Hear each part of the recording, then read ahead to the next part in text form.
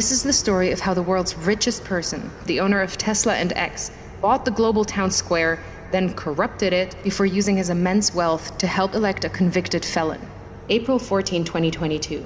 Elon Musk makes an unsolicited offer to buy Twitter for $44 billion. He claims the site has become politically skewed and says, for Twitter to deserve public trust, it must be politically neutral. October 27th, the deal goes through.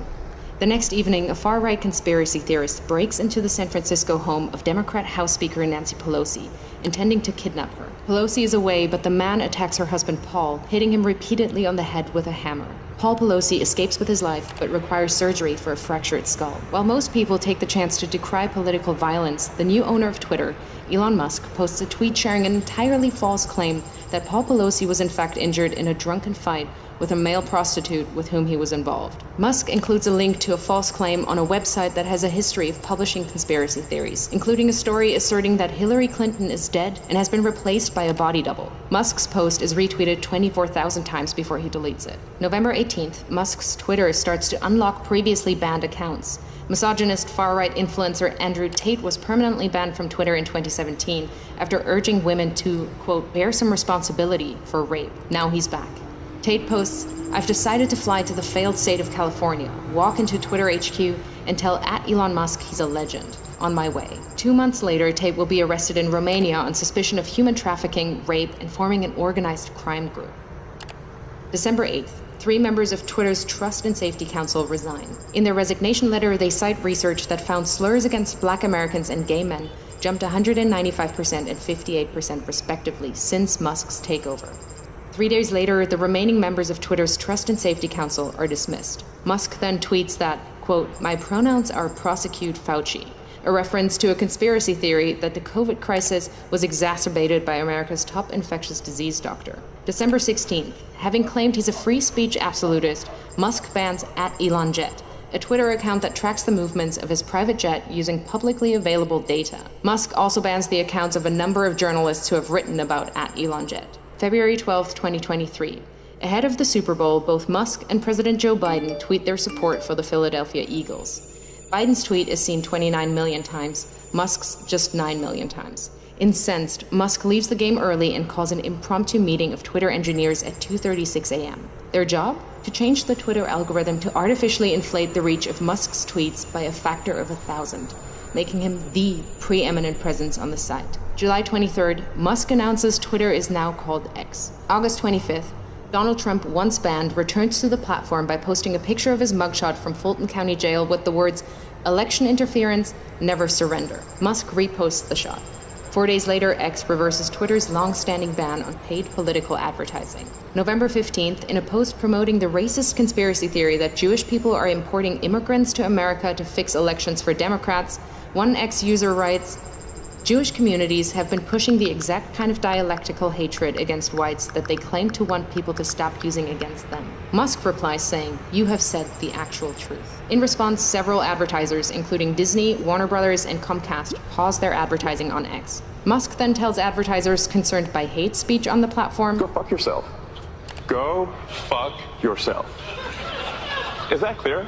Over subsequent months, Musk will become obsessed with the false claim that Democrats are allowing immigrants into America to create more Democratic voters, in effect stealing the coming election, sharing the claim numerous times with his followers and pushing it to tens of millions more who choose not to follow him.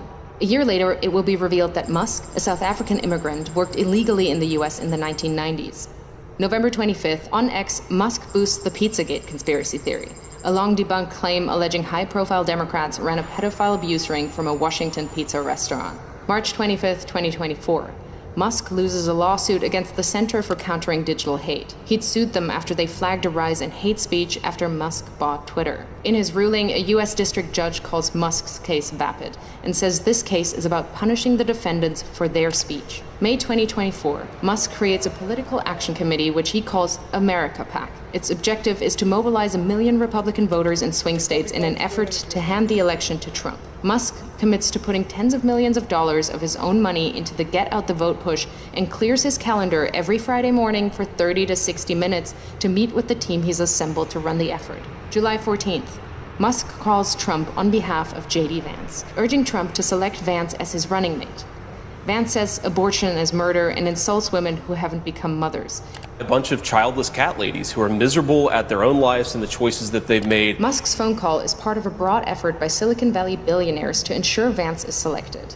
The next day, Vance is unveiled as Trump's vice presidential candidate. September 6th, Trump says that if he wins, he will appoint Musk to head up a government efficiency commission. And Elon, because he's not very busy, has agreed to head that task force. The idea came from Musk, whose companies are currently facing at least 20 federal investigations. If he gets the role, it would give the world's richest man the power to regulate the regulators who hold sway over his companies. Last year alone, his companies were promised $3 billion across nearly 100 different contracts with 17 federal agencies. September 9th, Musk spreads a conspiracy theory that immigrants in Ohio are eating people's pets. The following day, Trump repeats the slur during the presidential debate with Kamala Harris.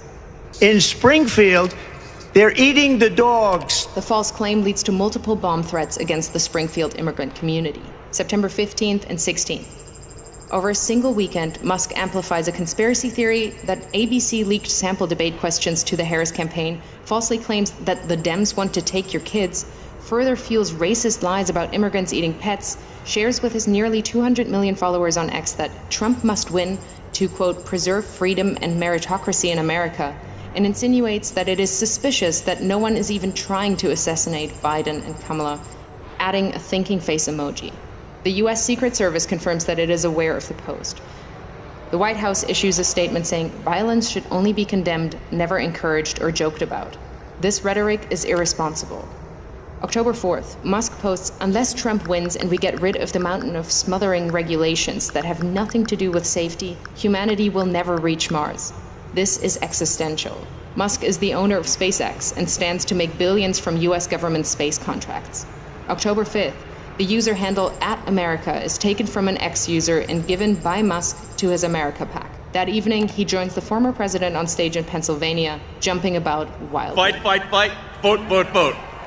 By now, he's moved with his senior team to a war room in a hotel in Pennsylvania to focus full-time on the Trump campaign. He speaks to Trump multiple times a week, is doing a series of pro-Trump town halls across the state, and has recruited lieutenants from his companies to join him. October 15th, legal filings from Musk's Political Action Committee show he has personally donated at least $75 million to the effort to re-elect Trump.